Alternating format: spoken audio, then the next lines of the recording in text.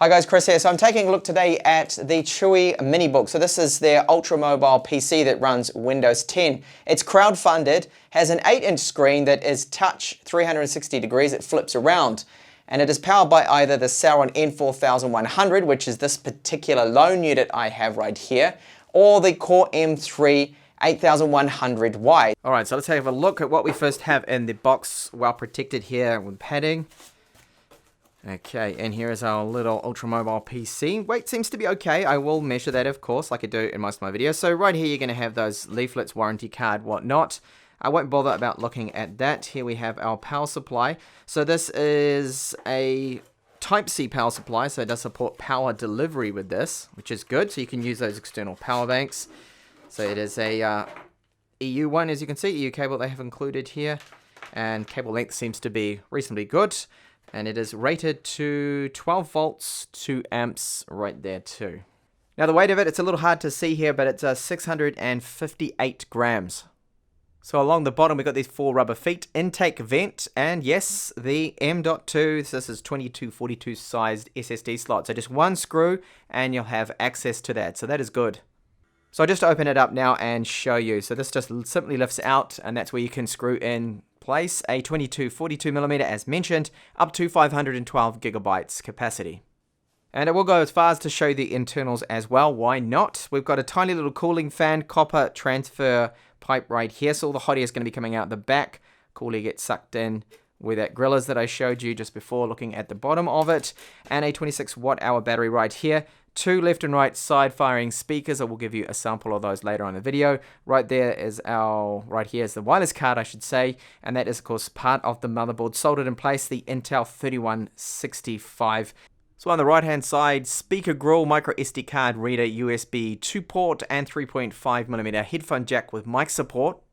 On the left, that Type-C port in for charging status, LED, mini HDMI out, and a USB 3 port. And then on the rear of it, it's just that exit vent where the hot air will come out from that little fan.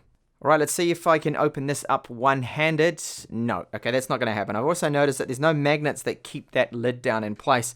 Hopefully that's going to change on the final version. This is more or less like a prototype that Chuwi sent out to me to take a look at. So we've got a split space bar, left and right mouse buttons, optical touch point right here. So similar to other little ultra mobile PCs that I have reviewed in the past. Power button is separated away from the keyboard. Well, it's kind of there in the way, but at least it has more resistance. I'll just turn it on now.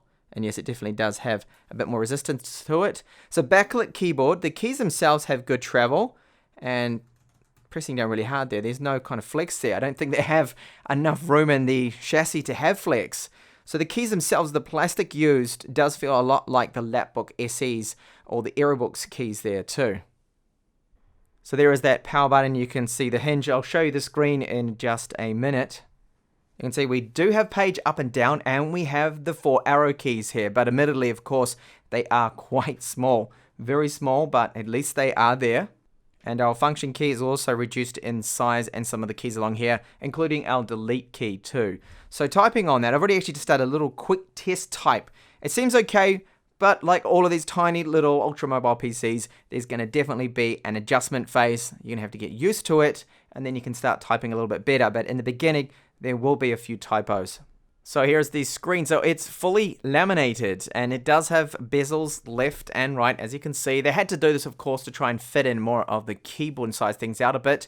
Webcam right here, which is good to see. It's hard to see on camera, but right there is a little tiny dot. That is a front-facing microphone. And the screen touch response seems good. It's sharp because of the 8 inches that it has, and then that 1920 by 1200 resolution. Brightness seems to be good. I will have full specs of that in the full review, but I wanted to point out that the Type-C port doesn't seem to actually be power delivery at all. I thought it was. I thought it was going to be, but maybe on this particular Gemini Lake model, it is not. You can see it plugs in, look like it's going to start charging, and it doesn't work. My power brick here as well. I do have a power delivery power adapter, and it doesn't seem to charge it either, so I'm not too sure what's going on, but to me, I don't think this is a power delivery port. It's not supporting it, at least. And I've just tested out both the USB ports, so they will both power external hard drives, which is good. So USB 2 on this side, and then USB 3 here. It's a shame they couldn't have made both of them USB 3. Just have a quick look now in the device manager. So we do have a fingerprint reader that I forgot to mention in the actual power button, okay? So it's built within it, and that'll be good for using Windows Hello to get into login. I'll test it out and I'll set it all up. That'll be in my final review of this particular device right here. 2 megapixel front-facing camera. Our drive is listed as a generic SLD 128. And nothing really else that's too important here to point out. The sensor that's on board here is a Bosch accelerometer. That's for the screen rotation, which seems to be working fine. The drive speed, I'll just show you right now. So this to me looks like it's eMMC 5.1 that we have. So free space we get on the 128 gigabyte version is 95.7 gigabytes. I have installed a 512 gigabyte M.2 SATA 3 SSD. That's why you can see right here that larger capacity drive. Micro SD card slot there is working as well, no problems. Okay, and I have just run Geekbench to check on the performance, and that seems fine for the Sauron N4100. No problems with that score there. It normally gets around 1800, and then anything over 5000, so that's perfectly fine. I also jumped into the BIOS just to check it out. That is partially unlocked. You can change the boot order, of course, when you install an SSD.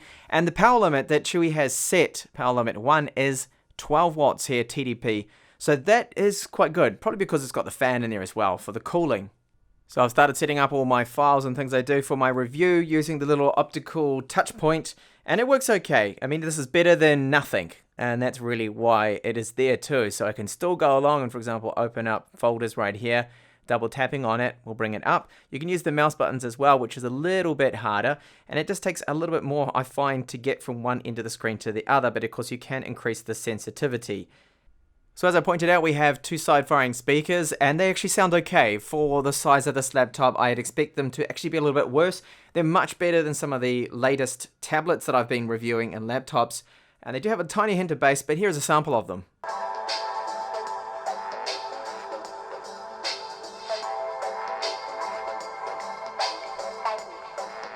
So the touch response of the screen is good so far, and I wanted to show you just how you flip it around. Of course, it's just like this. Simply just flip it around, and then it converts and switches into tablet mode. It even asks you there, okay? So now you can go into the Windows 10 tablet mode that hardly anyone ever uses. You're able to also use it in like a presentation mode if you wanted to, so use it like a stand. Just simply prop it up like that. And tent mode as well. The screen will flip around because it's got the accelerometer in there. Now I did try to run Linux on this, and this is the result trying to boot from a pen drive here, Linux Mint. The screen is flashing. I did come up with the first menu, and that was in portrait instead of in landscape, so we could have problems with the orientation of the screen, but at this stage it's looking like we're getting problems here just to even run Linux on it. So Linux support not looking good. Okay guys, so I've only had an afternoon with this, so this is just all first impressions, but typing on that keyboard now, I've done a little bit more typing.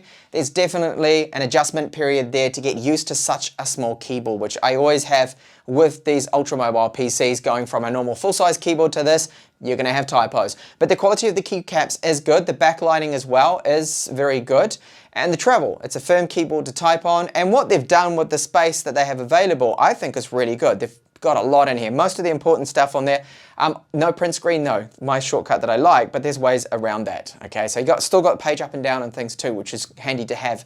Now I have tested the Type-C as mentioned with a power delivery power pack and power supply, and it's not working. So that is really odd. It's a little bit like the lapbook. Why is Chuwi doing this? Why is it not supporting the power delivery spec there? It should. And I believe the Core M3 model will, at least, I hope. And I'm just hoping that this, because it's an early release model, in fact, this is just for reviewers like myself to look at, that maybe it's the final version that's going to have it. I hope that that is the case, and Chuwi can confirm that later on, that if it's going to support power delivery. That's really the only thing I've found so far that I'm not particularly fond of with this. The build too, as I said, it's quite good, the build quality. The hinge is stiff.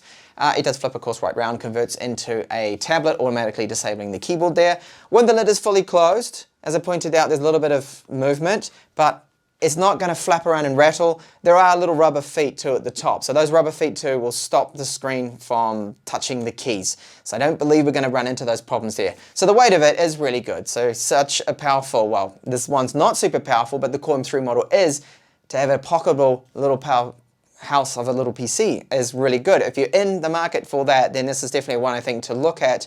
The speakers too, they sound okay for what they are. They're not amazing speakers. They've got a little bit of bass there. The HDMI output from the mini HDMI is to 60 Hz 4K, and that is working fine there. And the Type-C port, yeah, that's just the only thing really with the power delivery they've discovered. So thermals, battery life, all of that's coming in my final review, and I hope to catch you back then. Thank you so much for watching the unboxing and my first impressions of the Chuwi MiniBook.